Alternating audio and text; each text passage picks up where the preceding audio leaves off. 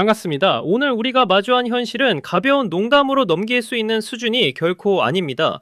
만우절인 4월 1일부터 주택담보대출의 판도가 송두리째 뒤바뀌는 잔혹한 변화가 시작되기 때문입니다. 그동안 설마 했던 금리 폭등과 대출 규제가 이제는 피할 수 없는 칼날이 되어 우리 집 앞까지 당도했는데도 여전히 평온하게 계실 건가요? 지금 금융권에서 터져나온 뉴스원 단독 보도를 보면 주택담보대출 금액이 2억 5천만 원만 넘어도 가산금리가 무섭게 치솟는다는 소식이 들려오고 있습니다. 이건 단순히 이자가 몇 푼 더 나가는 문제가 아니라 사실상 시중은행들이 대출의 문을 걸어 잠그고 고액 대출자들을 시장에서 퇴출시키겠다는 강력한 경고장입니다. 정부가 직접 나서서 규제하지 않아도 은행들이 스스로 돈줄을 죄게 만드는 이 치밀한 설계에 우리 같은 서민들은 벌써 포위된 것이나 다름없습니다. 지금 이 급격한 흐름을 제대로 읽어내지 못한다면 여러분이 평생 쌓아온 자산은 한순간에 증발해버릴지도 모릅니다. 오늘 영상 끝까지 시청하시고 좋아요와 구독 그리고 공유까지 꼭 챙기셔야 하는 이유가 바로 여기에 있습니다. 제가 지금부터 여러분의 소중한 재산을 지킬 수 있는 마지막 방어선과 시장의 차가운 진실을 단 하나도 숨김없이 파헤쳐 드릴 테니 끝까지 집중해 주시기 바랍니다. 환율 1,500원 시대가 열렸다는 건 단순히 해외 여행 경비가 비싸진다는 수준의 이야기가 아닙니다. 이건 우리 경제의 기초 체력이 바닥을 드러내고 있다는 아주 노골적이고도 잔인한 경고장입니다. 지금 시장을 지배하는 공포의 본질은 외국인 투자자들이 우리 경제의 상징인 삼성전자조차 가차없이 내던지고 있다는 사실에서 시작됩니다.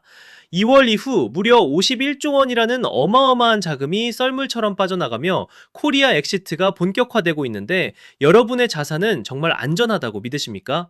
삼성전자의 외국인 지분율이 12년 만에 최저치인 50% 아래로 꼬꾸라졌다는 건 글로벌 자본이 한국 시장을 더 이상 매력적인 투자처로 보지 않는다는 뜻입니다. 돈의 흐름은 감정에 휘둘리지 않고 오직 수익과 안전만을 쫓아 냉정하게 움직입니다.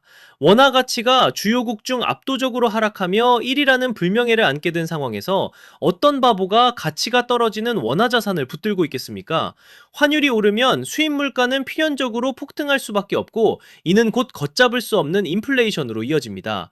결국 한국은행은 자본 유출을 막고 물가를 잡기 위해 금리를 올릴 수밖에 없는 외통수에 걸린 셈입니다. 우리가 지금 마주하고 있는 고금리 상황은 일시적인 현상이 아니라 무너진 환율이 불러온 거대한 쓰나미의 시작일 뿐입니다. 미국 국채금리가 시장의 마지노선이라 불리는 4.5%에 육박하면서 전 세계 자산 시장에 대붕괴 전조 현상이 나타나고 있습니다. 원화 가치가 떨어지면 여러분이 보유한 아파트와 주식의 실질 가치는 달러 기준으로 이미 반토막이 나고 있다는 사실을 직시해야 합니다. 앉아서 재산이 깎여나가는 것도 억울한데 이제는 그 빚에 대한 이자까지 감당하지 못할 수준으로 치솟는 최악의 시나리오가 현실이 되고 있습니다. 전쟁보다 무서운 게 금리라고 하지만 그 금리를 미친 듯이 끌어올리는 보이지 않는 손은 바로 이 미쳐버린 환율과 우리를 외면하는 글로벌 자본이라는 점을 명심하십시오. 지금 이 흐름을 읽지 못하고 막연한 낙관론에 취해 있다가는 4월의 봄이 여러분 인생에서 가장 시리고 잔인한 계절로 기억될 것입니다. 숫자는 거짓말을 하지 않지만 때로는 가장 잔인한 진실을 숨기기도 합니다. 지금 여러분이 주목해야 할 숫자는 딱 하나, 바로 2억 5천만 원이라는 보이지 않는 유리벽입니다. 평범한 직장인이 수도권에서 집을 사면서 2억 5천만 원도 안 빌리고 어떻게 집을 마련하겠느냐고 반문하시겠지만 정부와 은행의 생각은 전혀 다릅니다. 이번에 개정된 주택금융공사법 시행규칙을 보면 주담대 금액이 평균치인 2억 4,900만 원을 넘어서는 순간 은행이 내야 하는 출연료율이 기존보다 무려 17배에서 20배까지 폭등하게 설계되어 있습니다. 0.01%였던 수수료가 0.20%까지 뛴다는 건 은행 입장에서 보면 이건 단순한 비용 상승이 아니라 그야말로 재앙 수준의 페널티를 부과받는 셈입니다. 자본주의 사회에서 손해보는 장사를 할 기업은 단 한 곳도 존재하지 않습니다. 은행이 이 엄청난 비용 부담을 고스란히 떠안으며 여러분에게 친절하게 대출을 해줄 거라고 믿는다면 그건 너무나 순진한 생각입니다. 결국 은행은 두 가지 선택지 중 하나를 고르게 될 텐데 첫 번째는 고액 대출 심사를 극도로 강화해서 아예 대출을 거절하는 것이고 두 번째는 그 늘어난 비용을 가상금리라는 이름으로 여러분의 등 위에 얹어버리는 것입니다. 사실상 4월 1일부터는 2억 5천만 원 이상을 빌리는 모든 사람이 은행의 블랙리스트이자 수익성 낮은 기피 대상이 된다는 뜻과 다를 바 없습니다. 이건 단순히 돈을 빌려주지 않겠다는 선언을 넘어 중산층의 자산 증식 사다리를 근본부터 흔드는 아주 정교하고도 무서운 통제 정책입니다. 대출 한도를 대놓고 줄이면 여론의 반발이 심하니 은행에 페널티를 줘서 알아서 지갑을 닫게 만드는 이 영리한 수법에 우리는 속수무책으로 당할 수밖에 없습니다. 내일 당장 대출 상담을 받으러 은행 창구에 갔을 때 어제까지 가능했던 금액이 왜 갑자기 안 되느냐고 따져봐야 이미 버스는 떠난 뒤입니다. 게임의 규칙은 이미 철저하게 재편되었고 여러분이 넘지 말아야 할 생존 가이드라인은 2억 5천만 원으로 확정되었기 때문입니다. 이 선을 넘는 순간 여러분은 은행의 VIP가 아니라 가산금리라는 무거운 징벌적 이자를 감내해야 하는 죄인이 될 준비를 해야 할지도 모릅니다. 주담대 7% 돌파는 전초전에 불과합니다. 이제는 10%라는 두 자릿수 금리 공포를 현실로 받아들여야 할 시간입니다. 지금 미국 국채 10년물 금리가 시장의 임계점인 4.48%를 찍으며 4.5% 돌파를 눈앞에 두고 있는데 이건 전 세계 자산시장의 대분괴를 알리는 서막이자 우리 안방의 이자 고지서를 바꾸는 직접적인 도화선이 될 것입니다. 이미 시중은행의 5년물 고정금리 기준이 되는 금융채 금리가 4.1%를 넘어섰는데 여기에 은행의 마진과 정부의 출연료율 페널티까지 더해진다면 8%를 넘어 10%로 가는 길은 사실상 고속도로나 다름없습니다. 한 달에 100만 원 내던 이자가 갑자기 250만 원으로 뛴다면 여러분의 삶이 어떻게 변할지 상상이나 해보셨습니까? 5억 원을 빌린 가정이 연 4% 금리일 때는 한 달에 약 160만 원 정도를 부담했지만 이게 10%가 되는 순간 매달 400만 원이 넘는 돈을 오직 이자로만 쏟아부어야 하는 잔인한 현실이 눈앞에 펼쳐집니다. 이건 단순히 외식을 줄이고 마트 장보기를 아끼는 수준으로 해결될 문제가 아니라 아이들의 학원비를 끊고 노후 자금을 헐어야 하며 결국에는 정든 집을 내던져야 하는 생존의 문제입니다. 변동금리의 유연함에 기대를 걸었던 소위 영끌족들은 이제 유연한 대처가 아니라 유연한 파산을 걱정해야 할 처지에 놓였습니다. 금리가 낮아질 것이라는 막연한 희망 고문에 속아 버티기를 선택했던 대가는 생각보다 훨씬 가혹하고 치명적일 것입니다. 자산시장의 대폭락은 언제나 감당할 수 없는 이자 비용을 견디지 못한 매물들이 시장에 한꺼번에 쏟아져 나오면서 시작된다는 사실을 잊지 마십시오. 하지만 더 무서운 건 이 상황을 해결해야 할 한국은행의 수장이 여러분의 고통보다는 물가와 환율 방어를 위해 더 강력한 매를 들 준비를 하고 있다는 점입니다. 시장의 자비는 이미 끝났습니다. 한국은행의 새로운 시장이 보여주는 서늘한 눈빛은 우리에게 그 어떤 낙관론도 허용하지 않습니다. 물가를 잡기 위해서라면 가계부채의 고통쯤은 기꺼이 감내하겠다는 이른바 선제적 통화정책의 공포가 우리 안방까지 침투하고 있기 때문입니다. 신임 총재의 과거 발언들을 하나하나 복기해보면 그 답은 너무나 명확해서 소름이 돋을 정도입니다. 인플레이션이라는 괴물을 잡기 위해 금리 인상이라는 채찍을 휘두르는데 조금의 주저함도 없을 것이며 심지어 과잉 대응이라는 비판을 듣더라도 물가 상승의 기대 심리 자체를 완전히 꺾어 놓아야 한다는 것이 그분의 확고한 철학입니다. 결국 물가가 잡힐 때까지 금리를 올리는 강도는 우리가 예상하는 것보다 훨씬 더 매울 것이며 그 과정에서 발생하는 영끌족들의 비명소리는 어쩔 수 없는 부수적 피해로 치부될 가능성이 매우 높습니다. 지체하지 말고 미리 올려라, 이 짧고 강렬한 한마디가 앞으로 여러분의 대출이자를 결정짓는 절대적인 기준이 될 것입니다. 이제는 금리를 올릴까 말까를 고민하는 단계는 이미 지났으며 얼마나 더 높게 그리고 얼마나 더 고통스럽게 오래 유지할 것인가가 핵심 쟁점입니다. 글로벌 투자은행인 Citi와 ING조차 한국은행이 올해 안에 두 차례 이상 금리를 추가로 인상하여 기준금리 3% 시대를 다시 열 것이라고 아주 구체적인 시나리오를 제시하고 있습니다.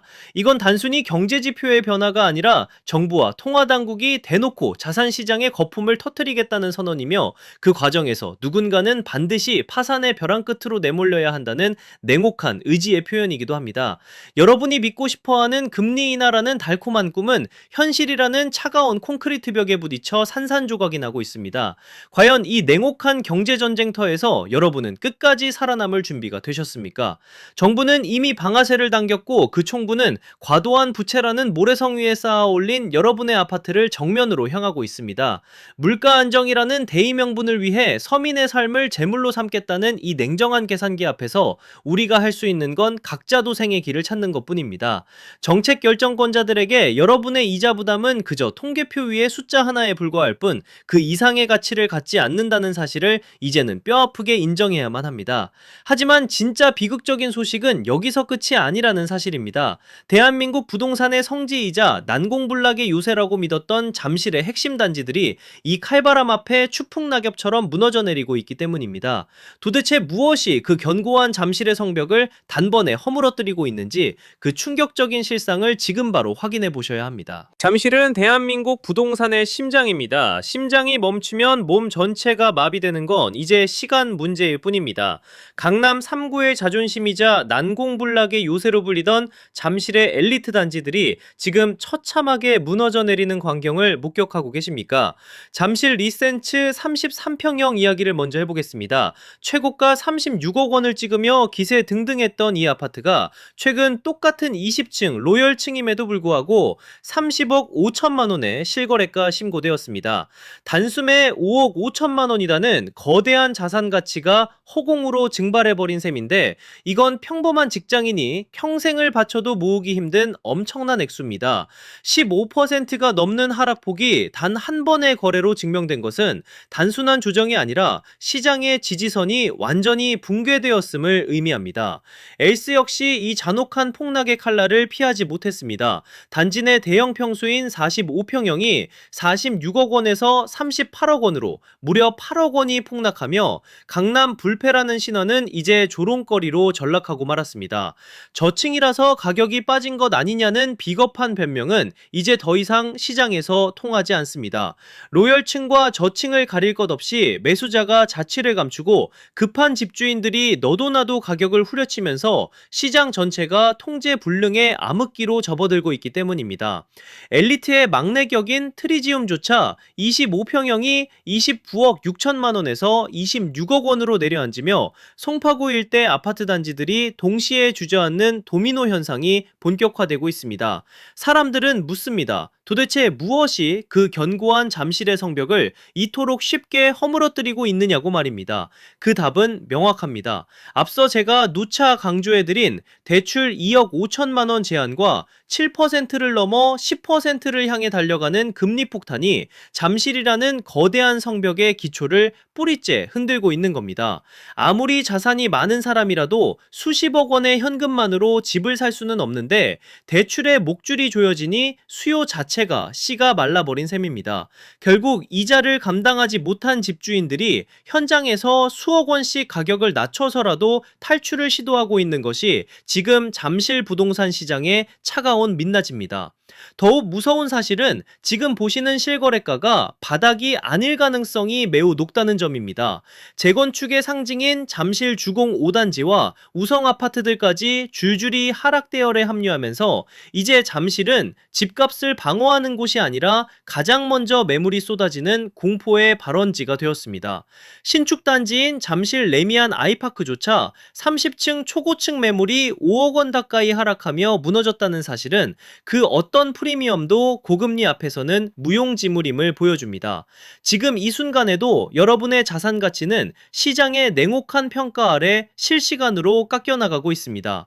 하지만 더 충격적인 진실은 네이버 호가라는 가상의 숫자 뒤에 숨어 있습니다. 겉으로는 멀쩡해 보이는 호가 뒤에서 어떤 기만적인 일들이 벌어지고 있는지 여러분은 반드시 아셔야만 합니다. 눈앞에 보이는 숫자가 전부가 아닙니다. 네이버 부동산에 올라온 호가는 이제 시장 시장의 진실이 아니라 집주인들의 처절한 희망사항을 기록한 일기장에 불과합니다. 우리가 매일 습관적으로 들여다보는 그 매물 가격들이 사실은 여러분의 눈을 가리고 판단력을 흐리게 만드는 거대한 착시 현상이라는 점을 이제는 냉정하게 인정해야 합니다. 잠실 리센치의 사례를 다시 한번 보십시오.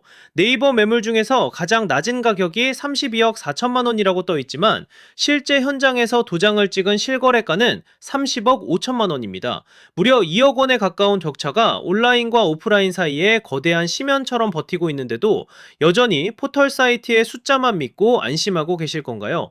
시장의 권력은 이미 매도자에서 매수자로 완전히 넘어왔습니다. 집을 사러 온 사람이 큰소리치고 가격을 마음대로 주무르는 이른바 매수자 우위 시장에서는 호가라는 개념 자체가 아무런 의미를 갖지 못합니다. 지금 현장에서는 안 깎아주면 안 사겠다는 매수자들의 서슬퍼런 요구 앞에 집주인들이 수억 원씩 머리를 숙이며 가격을 낮추고 있는 것이 숨겨진 실상입니다. 네이버 호가가 내려가지 않는 이유는 단 하나입니다. 집값이 떨어지는 것을 인정하고 싶지 않은 집주인들과 중개업소들의 마지막 자존심이 허구의 숫자를 붙들고 있는 것뿐이지 시장의 도도한 흐름은 이미 그 밑바닥을 뚫고 내려간 지 오래입니다. 이런 기만적인 정보에 속아 지금이 바닥이라고 착각하는 순간 여러분은 상상도 못할 자산 손실을 입게 될 것입니다. 실거래가는 하락하는데 호가만 버티고 있는 기형적인 구조는 결국 호가가 실거래가를 따라 급격히 추락하는 현장 통락으로 이어질 수밖에 없습니다. 정보의 비대칭성을 이용해 마지막 설거지 물량을 떠넘기려는 세력들에게 소중한 자산을 상납하는 어리석은 결정은 절대로 하지 마십시오. 진짜 고수들은 화면 속의 숫자가 아니라 등기소에 찍히는 차가운 계약서의 온도를 읽으며 다음 수를 준비하고 있습니다. 이제 우리는 4월 1일이라는 운명의 날을 목전에 두고 있습니다. 대출 규제와 금리 폭탄, 그리고 무너지는 실거래가라는 세 가지 악재가 동시에 터져 나올 때 시장은 어떤 반응을 보일지 여러분은 상상조차 하기 힘들 것입니다. 지금까지 우리가 본 것은 예고편에 불과했으며 4월 초부터 시작될 진짜 본편은 서울 집값의 모든 상식을 파괴하는 대격변의 시간이 될 것입니다. 과연 이 도미노의 끝은 어디이며 여러분은 이 거대한 붕괴의 파편으로부터 어떻게 스스로를 보호해야 할지 마지막 결론을 통해 그 생존 전략을 정리해드리겠습니다. 4월 1일은 단순히 달력이 넘어가는 날이 아닙니다. 이것은 대한민국 부동산의 도미노가 쓰러지기 시작하는 첫날입니다. 잠실이라는 거대한 선두 도미노가 이미 비틀거리며 넘어졌는데 그 뒤에 줄지어 서 있는 경기권 신도시와 수도권 외곽 지역들이 과연 무사할 수 있을까요? 분당, 일산, 광교처럼 잠실의 시세를 추종하며 거품을 키워왔던 지역들은 이제 잠실의 폭락을 실시간으로 지켜보며 공포에 질려 있습니다. 대장주가 무너지면 추종주들은 그보다 더 처참하게 부서지는 것이 자산시장에 거스를 수 없는 섭리이자 잔혹한 법칙입니다. 특히 2억 5천만 원이라는 대출의 장벽은 자금력이 부족한 경기권 예비 매수자들에게는 사형 선고나 다름없으며 이는 곧 거래 절벽을 넘어선 거래 실종 상태로 이어질 것입니다. 공포는 전염병보다 빠르게 퍼져나갑니다. 잠실 리센치가 6억 원 가까이 빠졌다는 소식은 단순히 강남권의 이야기가 아니라 여러분이 살고 있는 아파트의 미래 가치가 이미 훼손되었다는 강력한 신호입니다. 대출 한도는 묶이고 금리는 10%를 향해 가는데 누가 감히 지금 이 시점에 집을 사겠다고 나서겠습니까? 매수 심리가 완전히 꺾인 상황에서 시장에 남은 것은 이자를 견디지 못해 비명을 지르며 쏟아져 나오는 급매물들 뿐입니다. 한때는 로또라고 불렸던 분양권들조차 이제는 마이너스 프리미엄을 걱정해야 하는 애물단지로 전락했고 이 불길은 조만간 수익형 부동산과 상가시장까지 통째로 집어삼킬 기세입니다. 이제 우리는 냉정하게 스스로에게 물어야 합니다. 과연 내 자산은 이 거대한 붕괴의 도미노에서 몇 번째 칸에 서 있는지 말입니다. 4월부터 시작되는 대출 규제의 직격탄은 가장 먼저 다주택자와 영끌족들의 숨통을 조일 것이며 그 여파는 실거주자들의 자산가치 하락으로 고스란히 전이될 것입니다. 정부가 설계한 이 정교한 하락의 덫은 결코 실수가 아니며 과도한 부채로 쌓아 올린 가짜 풍요를 걷어내겠다는 확고한 의지의 산물입니다. 준비되지 않은 자들에게 다가올 4월은 재앙의 시작이겠지만 흐름을 읽고 대비하는 자들에게는 자산 자산을 지켜낼 수 있는 마지막 기회의 창이 될 것입니다. 지금 이 순간에도 도미노는 멈추지 않고 다음 타겟을 향해 빠르게 쓰러지고 있습니다. 시간이 얼마 남지 않았습니다. 4월 1일이라는 운명의 시간이 우리 코앞까지 다가왔습니다. 단순히 대출 규제가 강화된다는 예보 수준이 아니라 여러분의 전 재산이 걸린 생존의 문제가 시작되는 날입니다. 잠실에서 시작된 균열이 수도권 전체로 퍼져나가는 도미노 현상을 목격하면서도 설마 내 집값은 괜찮겠지 하는 안일한 기대는 이제 접으셔야 합니다.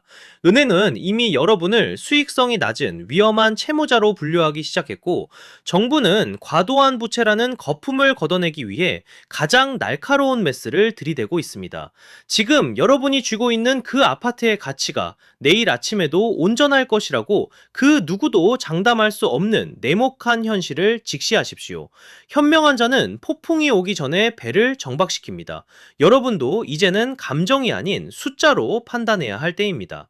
오늘 전해드린 소식들이 여러분의 자산을 지키는 작은 방패가 되었기를 진심으로 바랍니다. 본 영상은 시장 데이터와 공식 보도자료를 바탕으로 한 개인적인 분석일 뿐이며 최종적인 투자 결정과 그에 따른 책임은 본인에게 있음을 다시 한번 강조드립니다. 저 또한 앞으로 변화하는 시장의 흐름을 가장 빠르고 날카롭게 읽어내어 여러분께 전달해드릴 것을 약속하겠습니다.